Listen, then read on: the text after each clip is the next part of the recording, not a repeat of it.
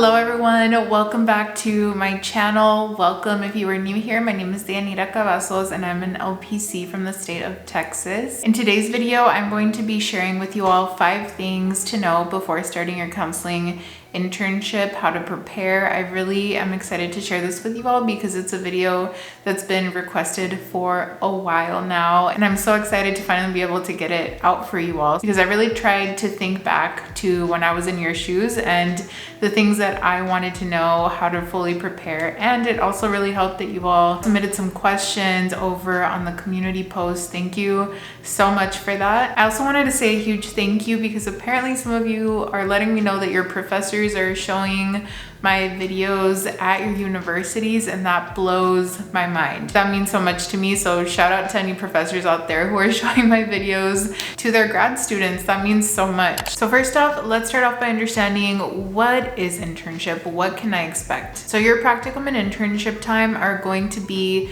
the moment that you've been waiting for. Finally, the time is here to apply everything that you've learned in your many courses before you got to this point. You're going to get to observe how other therapists utilize their approaches, their theories. And the coolest thing is that you're going to get to see how they modify those theories. Truly, just like we learned in university, counseling is a science and an art form. And the creative part is so cool once you get to see it in person or virtually with the therapists and the counselors that you are observing. It is truly one thing to read it in a book versus seeing how counselors put their own spin on it, their own style to service the populations that they are working with. You're also going to get a glimpse into what work could look like for you, and it's really important to remember that it truly is just one glimpse because there are so many different settings that we can work at as counselors. Whether you're working in private practice, that's what I do. You're working for a community mental health agency, for a nonprofit, at a school, at a hospital, with a government agency, with the VA, there's different options. So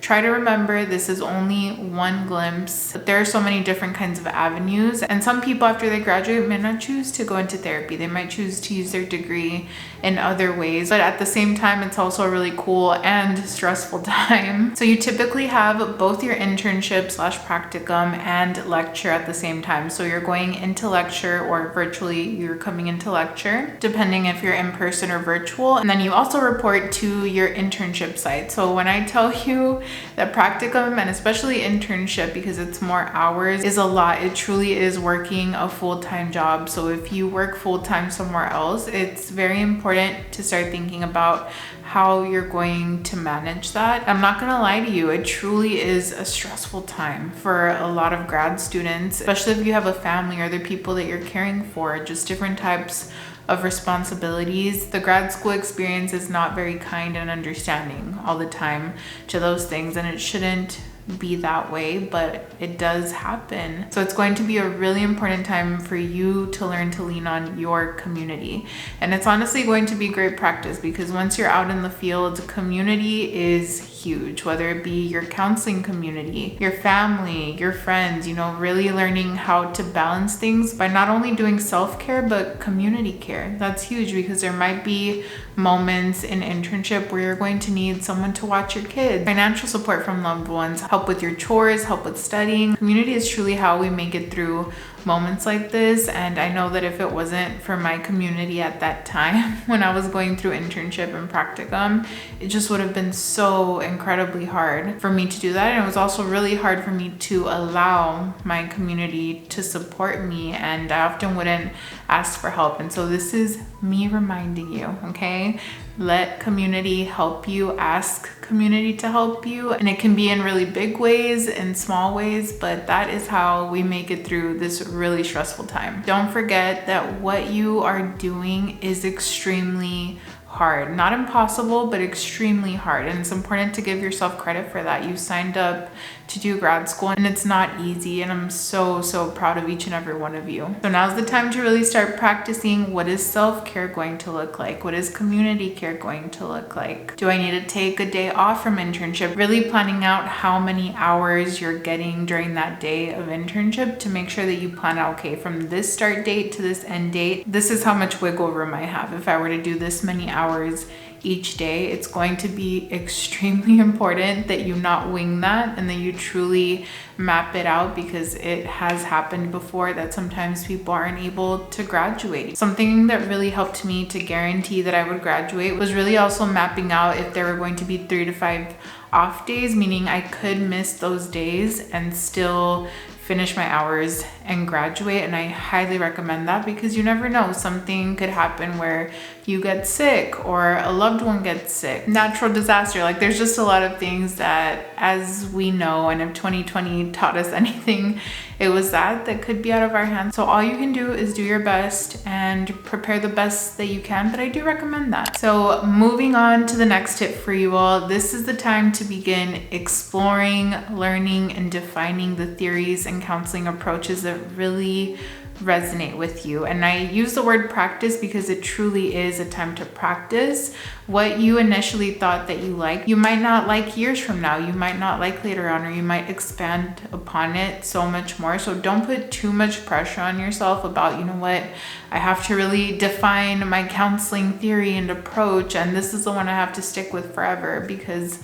no, if anything, we continue to learn and evolve as counselors. And the thing that I recommend is just pick 1 or 2 that really pique your interest right now. Don't put too much pressure on yourself, because it's normal and okay to change your mind over time, or to just learn more theories. Because let's be honest, if we got into this field, it's because we love learning. We eat this stuff up, you know what I mean? So don't pressure yourself too much about, oh my gosh, this is the defining moment for me. It's not. It's okay. So think about the population that you're going to be servicing in the future, or in the site that you're going to be possibly working at, and just go from there. The only way to gradually just feel more competent in that is to learn and practice and observe, and you're going to be doing all of that in practicum and internship. And the good thing is, if you feel like, you know what, I had a really shitty experience, I just needed to graduate, and so I did the best that I could and got what I could, there's always the post-grad learning experience as well, where you have your supervisor, your LPCS, and then you can also do continued education. You're not required to do CEUs as an LPC-associate, but I want to say this to help ease some of that anxiety a little bit, to know that it's okay. It's fully normal to not feel completely cemented and grounded in the approaches and techniques that you're going to utilize, because you've been in the stage of just learning all of these theories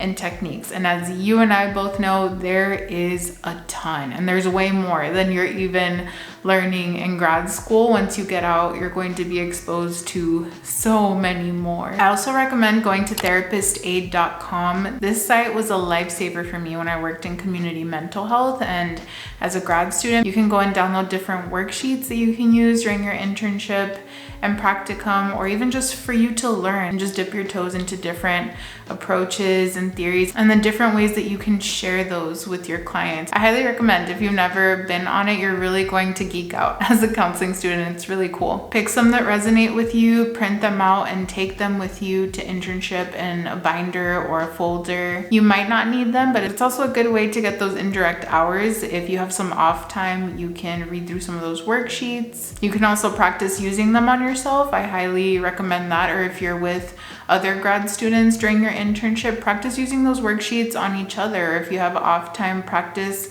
counseling each other. It's definitely a great time to gossip, if we're being real. It can be a really fun time because you're building relationships and networking, because those are the people that you're going to be possibly interacting with once you get out, and those can be lifelong connections. Not always, but sometimes it can be if you really connect well with someone. So what I'm trying to say is there are so many different ways for you to use your time, and it's okay for you to suggest things as a student to others, suggesting, hey, do you want to practice using these worksheets on each other? Do you want to practice what we're learning together? Do you want to study for the CPCE or NCE together? That is huge. You can definitely use your off time for that, which now leads us into our next tip, which is ways to prepare for internship. So it's going to be really important to do your best to pick a site that mirrors the site that you would like to work at in the future. For example, if you want to work for a private practice or have your own private practice post-grad as an LPC-associate, this is a good time to pick that internship site that really mirrors that. Or if you see yourself working at a hospital, community agency, wherever you see yourself working at. Now, if for any reason you're not able to do that, and that does happen, again, if we're being honest, internship sites are really scarce. It is really hard. Like, to meet the demand for how many of us there are, it often feels like there's not enough sites. And this is me just pitching something to grad schools, but what if we really start expanding upon other options for students who aren't able to get a lot of direct hours? So whether that be really counting them practicing, hosting mock sessions together, if other grad students are at the same site having mock sessions and allowing them to count that as direct hours, or having volunteers during lecture act as clients for students. That way they can practice having a session from beginning to end. Maybe making them have 5 to 10 sessions with that one person and allowing them to count that as direct hours. That would be really helpful. I feel like my grad school program was really good at being creative in that way and allowing us to have options, especially during 2020. But I feel like this is something that grad programs should really establish as having a plan B for students, because it has happened a lot where, as hard as students try to find an internship or practicum site, sometimes they can't get those direct hours. So this is my petition on behalf of students. And if we're really dreaming beyond that, I really wish that grad schools would have sites in campus for students to be able to get their direct hours there solely if they wanted to, and being able to intern outside of that would just be the option if they wanted to. Students are already paying for an education, and trying to find an internship site and not knowing if they're going to be able to graduate if they don't find one is just an added stressor that impedes a lot of students from the field and being able to become counselors. So this is my pitch. If anyone hears it, or if anyone has other ideas too, please leave it in the comment section, because you never know who might be watching. It can be extremely rare to find an internship site at a private practice because of confidentiality, because of so many different reasons. It can just be really difficult, so just bear that in mind. I also recommend asking your program director, so the director of your counseling program, if they have a list of sites that you can look at before practicum. My university had a list of sites, so definitely ask your university and your program if they have a list of sites for you to look through. Now, if you're a part of an online program, then it's going to be really important to start reaching out to different mental health sites around you and just ask your program director what the requirements are for the internship, what kind of sites are allowed, which ones aren't, so that way you can start looking ahead of time for sites. And it's going to be so incredibly important that you look for a site at least one semester before you take practicum and internship, and that's pushing it. You should really start looking before that if you can. It's really important because these sites are snatched up. You want to have your internship site just locked in before you start your practicum. So before you have your first day of class, you want to already have that site, so that way you start on your first day of class, because the more time that you have to complete your internship, the better. For practicum, you can kind of get away with it because the hours that you have to complete are a little bit less, but for internship, every day, every hour counts, because it is, like I said, pretty much a full-time job. So moving on to the next tip, let's talk about materials. So what to bring. Once you have your site locked in, you have your start date, you've communicated with them, you've been able to sign off on the documentation that assures that you're going to start internship with them. Send your site supervisor an email and ask them what is appropriate to wear, what they recommend for you to bring. For anyone who's anxious about things like that, it is completely normal for you to start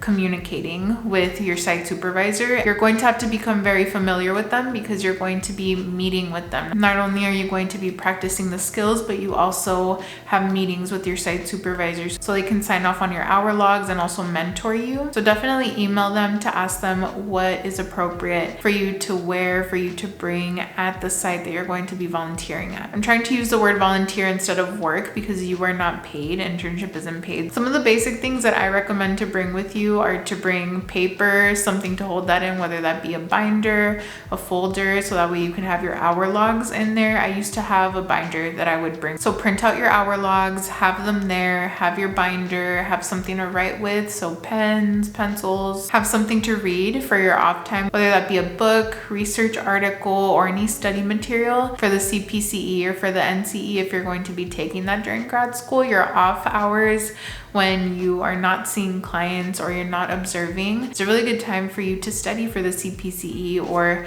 for the NCE. It's a really weird time where you're going to have so much going on. And then on top of it, you have to study for the CPCE. You're also going to want to bring your laptop with you in case you have to type up any reports, practicing typing up documentation, or do any homework or anything that your site supervisor or the counselors that are supervising you have assigned for you to do. So those are some of the things. I also recommend, if you're observing, start typing up some scripts for yourself. So you might be observing how a counselor is making a phone call or how they're conducting a therapy session or initial consult calls. I highly recommend taking notes of how they're saying things, how they're wording things, because you're going to learn so much just by observing and taking notes of what you're hearing. One of my favorite things when I got to observe different counselors at one of the sites that I was at was just hearing how each of them had a different style when they would approach a therapy session. So I was just soaking all of this in and hearing how they would approach talking to clients, and especially talking to clients that they already had a relationship with, also versus new clients. Like, getting to observe that was really cool. I also recommend coming with questions. Do not just show up to your internship or practicum site and not have any questions. Ask them questions. Ask them how they approach certain things, what they think about certain topics. I've said this before in previous videos, but it was also really cool to just see how the door would close and counselors would gather together, and the things that they talked about, the things that they would brief with each other and talk about. It was just really cool to be a part of. So what to wear? Attire tends to be pretty business casual depending on the site again, so it's going to be really important that you ask, but usually like neutral dress pants, a blouse, cardigan, dressy polo shirts. Some community agencies also allow jeans, so definitely ask so that way you can be relieved of the anxiety of knowing what to wear. Do not, I repeat, do not go out and buy yourself a whole wardrobe for practicum and internship. They know we're broke, okay? They know that most of us are broke. So if you are an outfit repeater, that is okay. You are just there to volunteer, to do a job. You do not have to put pressure on yourself to go above and beyond. You are volunteering your time and serving your community. So really be gentle with yourself and cut yourself a break, okay? Had to just throw that out there. So for the last and final tip, you all wanted to know what to look for in a site to ensure that you're getting proper supervision. You want to look for a supervisor who is willing to train you. Have you observed them? Have you observed other counselors? Someone who is willing to be a mentor toward you, and you can tell initially in the interview process, are you connecting with them? Do you feel comfortable? Because this is someone that you're going to be interacting very much with and someone that you're going to be learning from, and it is completely okay to normalize. Sometimes we have to take like the odd internship and practicum site that maybe isn't the best just to make sure that we graduate, but I still just wanted to throw that out there because you all asked. Sometimes we don't end up in a great situation, which is why I wanted to say earlier to be gentle with yourself, because once you graduate, there's other opportunities for you to continue learning if you didn't get the best experience during internship and practicum. From a site supervisor, you also want someone who's going to challenge you and who's going to help you learn in a safe way, who respects your boundaries. And like I said earlier, come with questions. These people are so incredibly knowledgeable, so just pick their brain. I used to love hearing one of my site supervisors just talk about how interested they were in research and how it related to the Mexican community and the type of research articles he would find and the type of assessments that were good. Like, just sitting and hearing these professionals talk is so freaking cool. So let yourself ask questions, be curious about things. But that is it for this video, everyone. I really hope that you found it helpful, and if there's other questions that I didn't get to, please let me know in the comment section. I'm also going to leave some questions here on the screen for y'all of the type of questions that I wish that I would have asked my professors or I would have asked my site supervisors during that time that I didn't get to. Because we're basically babies in the field and we're going through this in real time, we don't know what to ask often until we graduate, work in the field, and then we look back and we're like, oh, I should have asked that. I should have asked those kinds of questions. So I tried to really sit with what were the things that I wish I would have asked more of when I was in grad school if I would have known. And I hope you all find that helpful. Ask all the questions, you guys. Thank you so much for watching this video and taking time out of your extremely busy schedules to watch this. I really appreciate you all so much. Good luck with your internship and practicum. I am rooting for each and every one of you. You are almost done with grad school, and that is so freaking amazing. You're doing it. You're almost there. Take care, everyone, and I will go ahead and see you in my next video where we're going to be talking about 5 things that you should know before going into your internship interview. This was also a video that was requested, so that will be coming up. We have a few internship videos lined up. Take care, everyone, and I will see you in my next video. Bye.